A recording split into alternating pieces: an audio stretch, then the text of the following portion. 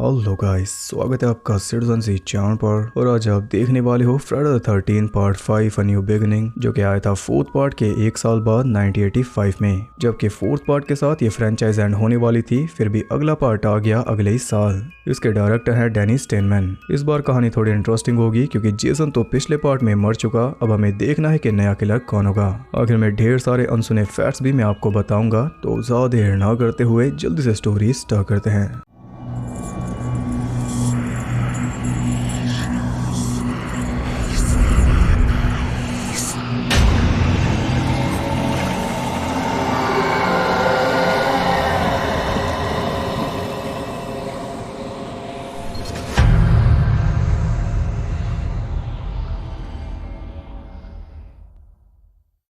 पिछले पार्ट में आपने देखा था कि टॉमी ने जेसन को मार दिया था, लेकिन इससे उसके दिमाग पर गहरा असर पड़ा था। इस पार्ट के स्टार्ट में हम देखते हैं कि तूफानी रात में टॉमी पहुंचा है जेसन की कब्र पर। तभी दो लड़के वहां पर आकर जेसन की कब्र को खोदने लगे और ये सब टॉमी छुप कर देख रहा था। कॉफिन खोलने पर जेसन की लाश उनके सामने ही थी, लेकिन उसे क्या ही देखना क्योंकि उसकी पूरी बॉडी में कीड़े रेंग रहे थे। उसे देखकर वो दोनों भी घबरा गए। तभी अचानक उसने मशाटी घुसाकर एक को मार डाला और दूसरे के साथ भी कुछ ऐसा ही हुआ। इसके बाद वो बाहर निकला और अब उसकी नजर थी टॉमी पर। उसके पास जाकर वो टॉमी के ऊपर भी मशाटी चला देता है और तभी उसकी आंख खुल गई क्योंकि ये बस एक बुरा सपना था। टॉमी अब जवान हो चुका। जेसन को मरे हुए काफी साल बीत गए हैं, लेकिन उस हादसे ने अब भी इसका पीछा नहीं छोड़ा। इसे जेसन के नाइटमेयर्स आते हैं, जिनके चलते ये कई सारे मेंटल हॉस्पिटल्स बदल चुका है और फिलहाल इसकी हालत सुधर रही है। इसलिए फाइनली इसे लाया गया एक टाइप ऑफ कैंप में, जहाँ इसके जैसे और भी लोग मौजूद हैं और यहाँ पर ये थोड़ी आजादी के साथ रह पाएगा क्योंकि इसके बाद इसे जाना है बाहरी दुनिया में, यानी कि ये फ्री हो जाएगा।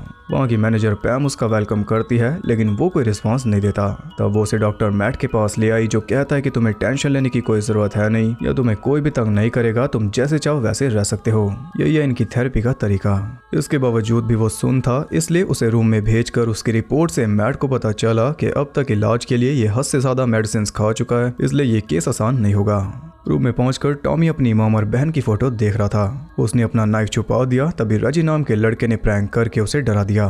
ऐसा करके रेजी उसे डरपोक समझ रहा था कि तभी टॉमी ने उल्टा उसे डरा दिया अपने मां से, जो कि इसके पास पिछले पार्ट में भी था जब ये बच्चा था। वो जिस तरह इन दोनों का मेल मिलाप हो गया।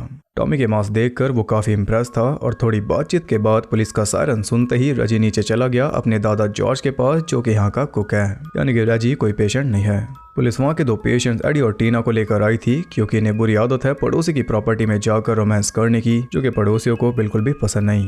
यहाँ पर हम हाउस के और भी मेंबर्स को देख पाए, जिनमें है रॉबिन, जोई, वायलेट और जेक। ये सब भी ट्रीटमेंट के लिए यहाँ पर मौजूद है। शेरिफ टकर मैट को समझा रहा था और इतने में पड़ोसन एथल अपने बेटे जूनियर के साथ आकर खुद ही उन्हें धमकाकर चली गई। ये सब टॉमी भी देख रहा था। पुलिस के जाते ही रॉबिन और वायलेट कपड़े सुखाने में लग गई। तभी उनकी हेल्प करने के चक्कर में जोई ने कपड़े खराब कर दिए, इसलिए उन्होंने उसे भगा दिया। तब उसने हेल्प ऑफर की वहाँ लकड़ी काट रहे साथ ही वेक को, जो उसे नहीं चाहिए थी, पर फिर भी बार बार बोल कर जोई ने उसे काफी इरिटेट कर दिया। इसलिए अपना आपा खोकर वेक ने लकड़ी की जगह उसे ही काट डाला। हादसे की खबर मिलते ही पुलिस ने वेक को अरेस्ट कर लिया। तभी पैरामेडिक्स बॉडी लेने वहाँ पहुंच गए, जिसकी हालत देखकर रॉय नाम का पैरामेडिक काफी घबरा गया, जबकि दूसरा पैरामेडिक तो हंस रहा था। उसकी मौत से सभी काफी दुखी थे, लेकिन वायलेट को कुछ ज्यादा ही शौक लग चुका। मैट के मुताबिक जोई का इस दुनिया में कोई नहीं, माँ उसे जन्म देते हुए मर गई थी और बाप कहाँ गया कुछ पता नहीं। खैर शाम को हाउस के करीब ही एक कार खराब हो गई, जिसमें थे दो लड़के, पीट और विनी। पीट चला गया जंगल में हल्का होने। तभी अचानक एक रैबिट ने उसे डरा दिया। इसी बीच कोई जलती फ्लेयर लेकर विनी के पास पहुंच गया तो उसे लगा कि वो पीट है, लेकिन उसने सीधा ही फ्लेयर विनी के मुंह में घुसाकर उसे रोशन कर डाला। पीट के वापस आने पर कार स्टार्ट हो गई, इसलिए वो काफी खुश था, लेकिन तभी पीछे से किलर ने उसका भी गला रेत दिया। यहाँ से सीन शिफ्ट होता है अगली सुबह सीधा टॉमी पर, जो कि पसीने से नहा रहा था। दवाई लेने के बावजूद भी उसे जेसन दिख रहा था, इसलिए उसकी हालत खराब है। नीचे जेक और वायलेट के बीच में थोड़ी बहस हो गई क्योंकि वायलेट ने गलती से जोई के लिए भी खाना रख दिया, जिससे उन सबको बुरा लगा, लेकिन तभी मैट ने सबको रोक दिया। टॉमी के आते ही एडी ने उसी का मास्क पहनकर उसे डरा दिया, इसलिए वो सीधा ही उसे पटक कर पेलने लगा, लेकिन मैट ने फिर से बात संभाल ली। मेन बात तो यह है कि ऐसी सेंसिटिव जगह पर जहाँ कोई भी बरस सकता है, हर कोई एक दूसरे को डरा रहा है, आखिर क्यों? इधर एथल मुर्गा छीलने में बिजी थी। तभी एक भूखा आदमी रेमंड वहां आता है तो वो उसे फार्म की सफाई के लिए भेज देती है और बदले में इसे मिलेगा खाना। वैसे तो ये दोनों माँ बेटा नॉर्मल है, लेकिन देखने में इनकी हरकतें किसी पागल से कम नहीं। खैर उन दोनों मर्डर्स का पता लगते ही पुलिस छानबीन में लग गई और वो दोनों पैरामेडिक्स बॉडीज को ले गए। रात होते ही बिली नाम का एक आदमी अपने गर्लफ्रेंड लैना को लेने उसके रेस्टोरेंट पहुंच गया, इसलिए वो भी चली गई रेडी होने। लेकिन इसी बीच किलर ने बिली को मार डाला एक एक्स उसके सर में घुसाकर। लाना के आने पर बिली तो नहीं मिला, लेकिन ड्रग्स मिल गई, जिसे लेते हुए उसकी नजर पड़ी खून से सनी एक्स और किलर के पैरों पर। लेकिन उसके भाग पाने से पहले किलर ने उसका भी पेट चीर दिया। यहाँ भी सीन शिफ्ट हुआ अगली सुबह सीधा टॉमी पर, जिसकी हालत अब भी खराब थी। जेसन का भ्रम उसके पीछे पड़ा था। एक के बाद एक इतने मर्डर्स की वजह से मेयर कॉप शेरिफ को डांट रहा था, क्योंकि इतना छोटा सा टाउन भी इससे नहीं संभल रहा। शेरिफ जेसन पर इल्जाम लगा रहा था, लेकिन कॉप के मुताबिक वो डेड है और इन बहानों से काम नहीं चलेगा। इसे जिंदा और बिलीवेबल सस्पेक्ट लाना होगा, वरना इसकी नौकरी चली जाएगी। और ये सुनकर वो काफी गुस्सा हो गया। उधर मौका मिलते ही एडी और टीना रोमांस करने जंगल पहुंच गए, जहां रेमंड ने उन्हें देख लिया, लेकिन वो किसी को बता पाता उससे पहले किलर ने स्टैब करके उसकी जान ले ली। एडी कुछ देर के लिए साइड में जाता है, पर उसके वापस आने पर टीना सो रही थी और अब वो दोबारा कभी नहीं उठेगी, क्योंकि किलर ने उसकी दोनों आंखें फोड़कर उसे मार डाला। एडी पूरी तरह घबरा चुका था। तभी किलर ने एक बेल्ट से उसकी आंखें दबोचकर बेल्ट को तब तक ट्विस्ट किया जब तक उसकी आंखें फट नहीं गई। शाम को रेजी की जिद पर पैम उसे उसके भाई डीमन के पास ले जा रही थी, जो कि कुछ टाइम के लिए टाउन में आया है। तब मैट के कहने पर उन्होंने टॉमी को भी साथ ले लिया। वहां पहुंचने पर रेजी अपने भाई से मिलकर काफी खुश था, जिसके साथ उसकी गर्लफ्रेंड अनीता भी मौजूद थी।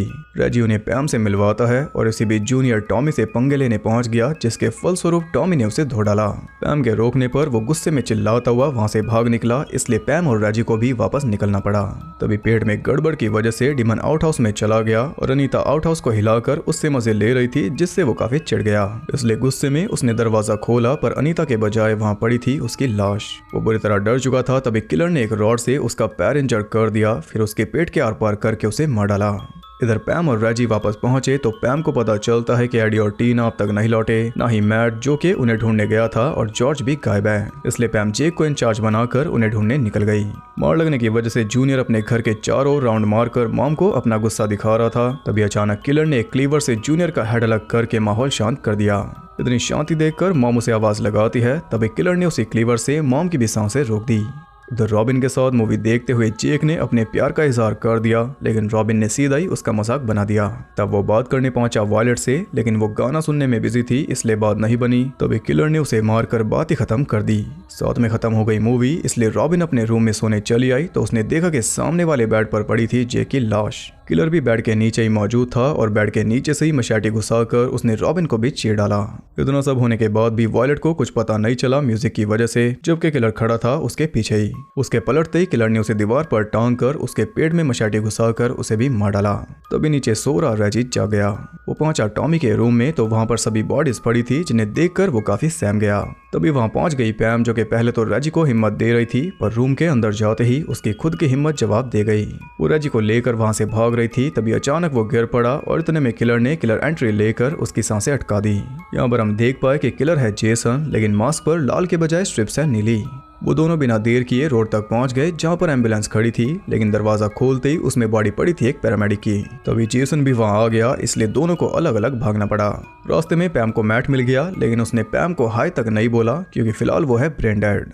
आगे वो पहुंच गई स्टाफ क्वार्टर में, जहां पर जेसन ने जॉर्ज की लाश भी डिलीवर कर दी विंडो से, और उसकी भी आंखें गायब थी। वो फिर से बाहर भागी, लेकिन इस बार जेसन ने उसे घेर लिया। वो उसे भी मारने वाला था, लेकिन टाइम रहते रेजी ने ट्रैक्टर से जेसन को उड़ाकर उसे बचा लिया। वो दोनों उसे चेक कर रहे थे, तभी जेसन ने रेजी को जकड़ लिया। तो किसी तरह पैर छुड़ाकर वो बान में भाग गए और जेसन भी उनके पीछे चल दिया। बान में बने कैबिन का दरवाजा खोलते ही पैम चेनसो लेकर उस पर टूट पड़ी और उसका हाथ डैमेज कर डाला।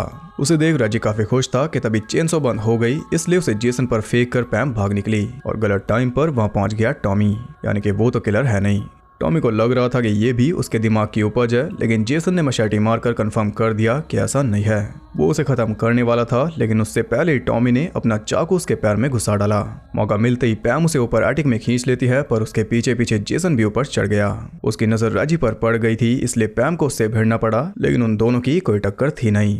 तभी पैम की नजर पीछे पड़ती है जहाँ पर हैरो रखा हुआ था, इसलिए दिमाग लगाकर वो जेसन को किनारे तक ले आई। तभी रेजी ने कूद कर उसे नीचे गिरा दिया। वो दोनों हिम्मत करके चेक करते हैं तो जेसन नीचे नहीं था, क्योंकि वो लटका हुआ था वहीं पर। उसने रेजी को जकड़ लिया, इसलिए हिम्मत करके टॉमी ने उसके हाथ पर वार करके फाइनली उसे नीचे गिरा दिया और हैरो पर गिरने से उसकी मौत हो गई।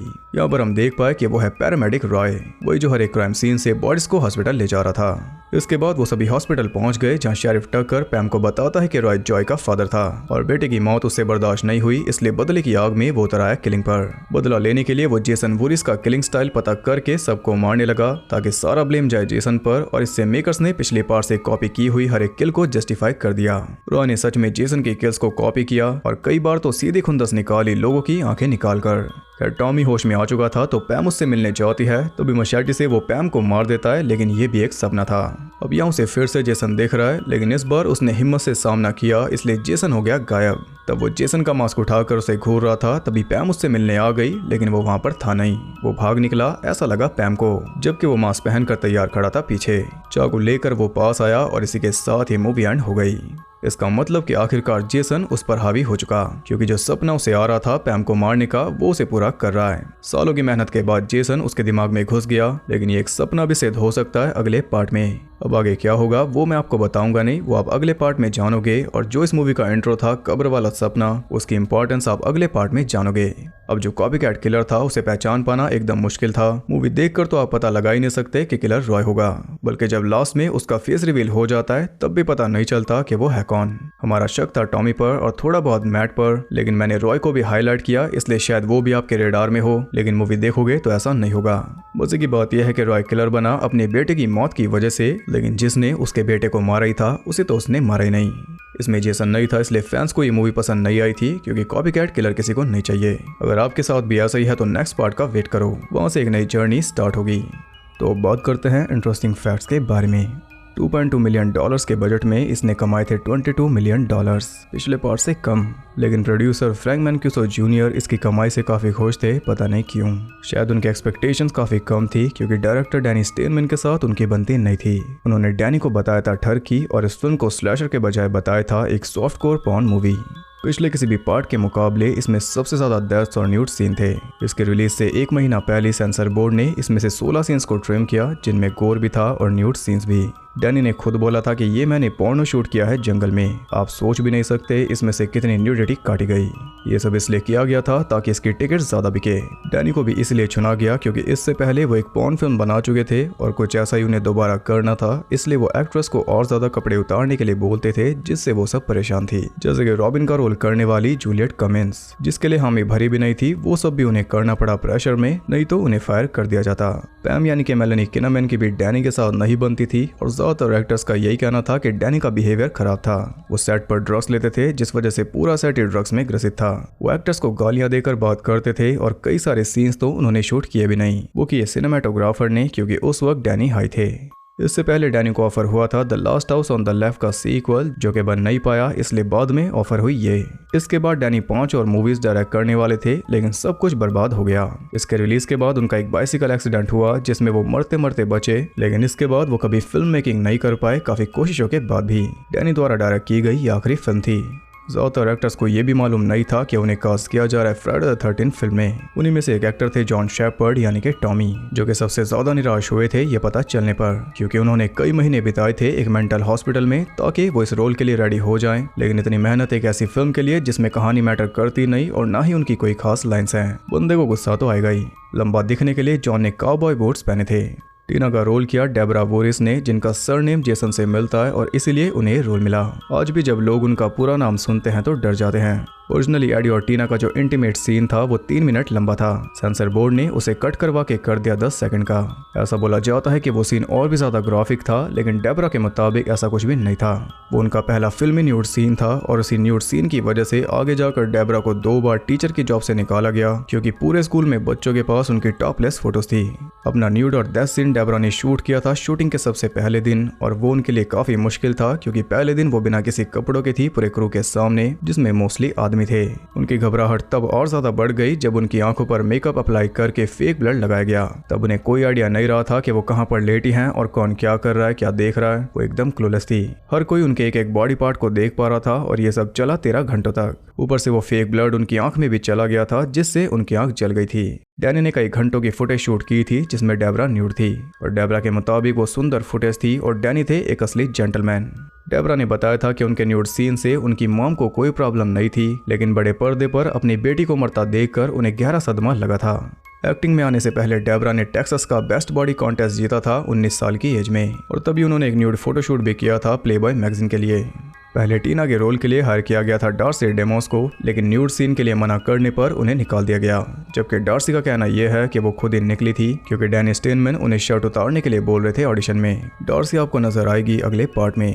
ओरिजिनली ये कहानी होने वाली थी बच्चे टॉमी के बारे में, लेकिन कोरी फेल्डमैन द गूनीज में काम कर रहे थे, इसलिए पूरी कहानी को बदला गया और बच्चे टॉमी का सिर्फ एक ही सीन डाला गया, वो भी फिल्म के स्टार्ट में एक सपना दिखाकर।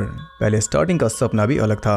वो पिछले पार्ट की एंडिंग से स्टार्ट होता, जिसमें टॉमी और जेसन की लाश को एक ही हॉस्पिटल में ले जाते। वहाँ पर टॉमी स्टाफ के ऊपर ही हमला कर देता जेसन की बॉडी को देखने के लिए, और जब वो जेसन तक पहुँचता तो जेसन पोस्टमार्टम टेबल से उठ जाता। तब टॉमी की आंख खुलती और इससे हमारा शक टॉमी पर और ज्यादा बढ़ता। इस पूरी फिल्म में टॉमी ने सिर्फ 24 वर्ड्स बोले।